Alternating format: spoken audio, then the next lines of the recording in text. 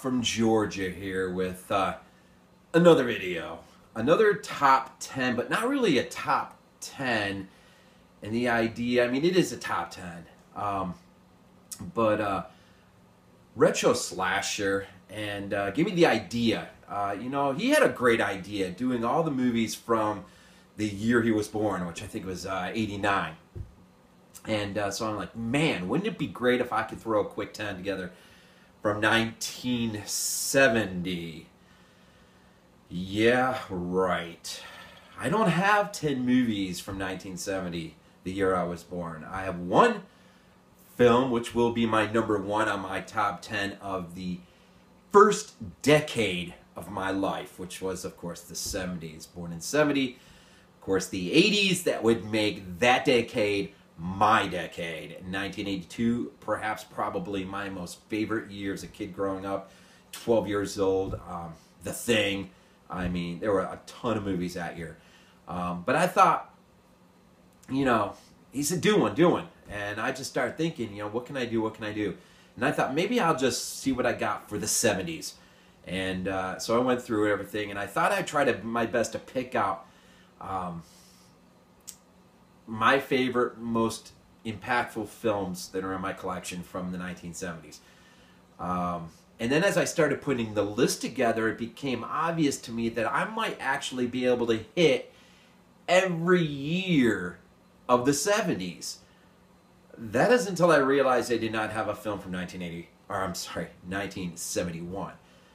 Which, you know, now I went and looked up the year, and there's actually quite a few of those films I'm embarrassed that I don't have in my collection. And if I had one of those films, well, this would be a nice, from 79, 78, 77, 76, we're all the way right down. So one year I had to double up on, but the rest of it, we'll start number 10. We'll start at the you know, up at 1979, and we'll make our way down to 1970. So here we go. Here's my list from the first decade I was around. I do have some memories from the 70s. And the one film that is not on my list, unfortunately, I do not have a copy, and it's one that I do remember seeing at the drive-in. Well, not in its completeness, but I do remember peeking over the seat. My parents used to take our old Chevy van to the drive-in, and of course, you know, we watched the kids' movie first or whatever, and then we'd have to go rack out in the back, and parents watched whatever movie was coming on. And of course, and every kid has got to look over the seat and see what's going on. And of course, I remember It's Alive and the milk truck scene. I will never forget that scene as long as I live. Being at probably, I don't know, I was probably 6, 7 years old or whatever. And so that scene freaked me out when all that blood and milk came pouring out the back end of the truck. So that film, unfortunately, is not. And I did leave a couple big ones. I didn't do it intentionally. Well, I did do it intentionally because I wanted this to be a representative of every year. So here we go. First one from 1979, and that's the year I doubled up on. My first film, Murder by Decree. You know, it is not like a really bold, in-your-face horror. Bob Clark directed it. Of course, we know him from Black Christmas, amongst some others. And Christopher Plummer is in this. And it really, if you've never heard of it, it's, again, from 1979. It's a Jack the Ripper, Sherlock Holmes. And as I was growing up as a kid, man, I mean, this movie, maybe more than any, single-handedly really started to get me into horror. Some of the scenes of the Ripper doing his work, what little they do show was pretty shocking for a young kid. And so if you've never heard of Murder by Decree, and you're not sure if you give that kind of a movie, James Mason's in it too, Donald Sutherland's in it.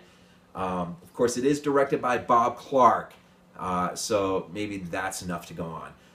But it is an interesting film, so if you've never seen it, Murder by Decree.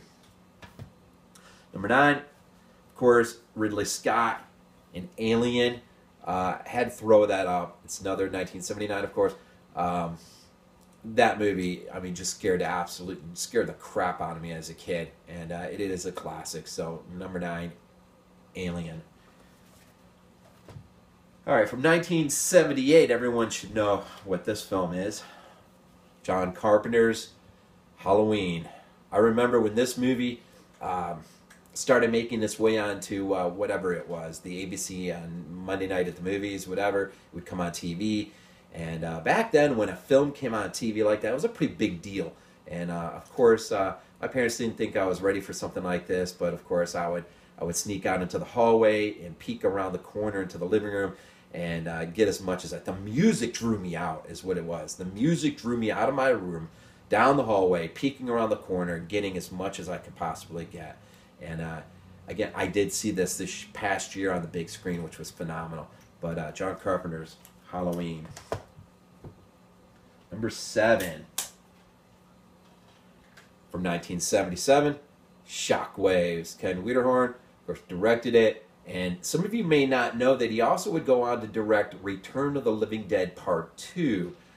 Nothing much more above that. But that is interesting. And the kid from Flipper is in this, of course, grown up. But Shockwaves. In fact, you could, if you ever visit the official George A. Romero Museum in Evans, CPA, there's a few things from Shockwaves in the museum, which is pretty cool. Number 7. Number 6. From 1976, Assault on Precinct 13. Of course, another John Carpenter film.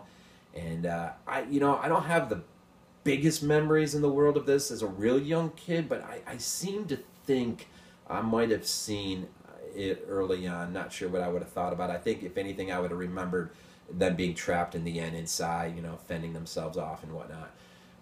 But Assault on Precinct 13, number 6 from 1976. Number 5 from 1975. Of course, I do remember this one. I was 5 years old and saw this in the theater. Of course, Steven Spielberg's Jaws from 1975. And what a trip in the theater that was.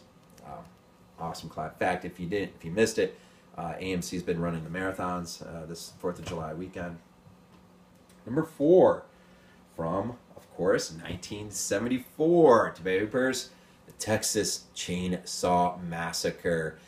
If one scene and one scene alone really, really did it in to me, it was when the first guy peeks his head into the doorway beyond the middle door, and Leatherface gets him with the sledgehammer. Man, that scene alone, when that metal door slams shut, yeah. I went actually quite a few years before I actually ventured to revisit this thing. That's the kind of impression it left on me when I was a young kid. Number 3 from 1973, George A. Romero's The Crazies, the original. Now, the remake's not that bad, but the original, I remember this going into the VHS rental place back in the day, Movie World. This is one of those covers that always, I don't know what it was, and this isn't exactly like the VHS cover, but it's pretty close. Close enough. I mean, I remember I would just look at it, and I don't know what, maybe it's just the guy in the or the gas mask and the chem suit. Something about this movie. But The Crazies from 73. From 1972. Number 2. From 1972. Tower of Evil, or AKA Horror on Snape Island. And this is one of those island terror films. Archaeologists going on the island looking for some Phoenician treasure. Of course, all is not what it's supposed to be on this island, and it's interesting. This director, James O'Connelly, the only other thing of note that he would go on to direct was The Valley of Gwangi, which notably is known for the stop-action work of Ray Harryhausen. So that's kind of interesting. But this is really the biggest or main horror film this guy did. Tower of Evil from 72. Unfortunately, for number 1, I got to go right to 1970. Of course, the year I was born. Dario Argento, the bird with the crystal plumage. This movie is absolutely fantastic. If you've never seen this movie, it's Giallo. It's his first Giallo, I believe, and this movie, I saw this movie early on. Probably not until I was in my, getting into the 80s or whatnot. I discovered this in the VHS rental store. But the end always, and this probably was my segue into learning about Argento and of course Suspiria and Phenomena, or back then it would have been Creepers. But from 1970, the year I was born, a great flick. So number 1 again, The Bird with the Crystal Plumage. Number 2, Tower of Evil, aka Horror on Snape Island. Number 3, The Crazies. 4, The Texas Chainsaw Massacre. Number 5, Jaws. Number 6, Assault on Precinct 13. 7, Shockwaves. 7, 8, Halloween. 9, Alien. And 10, of course, Murder by Decree. So, brief little look. Of course, I left off some notables. Can't forget about Dawn of the Dead. Of course, Suspiria. There's a lot in the 70s, but I thought it would be cool just kind of go from 79, 78 all the way down, and I do need to snag a film from 71, so I can maybe revisit this list again and do it perfectly. But that's my top 10 for this week. Just thought I'd give it a try. This way, hit the like button if you like, leave a comment if you like, and as always, go Bills. One of these days, I'm going to punch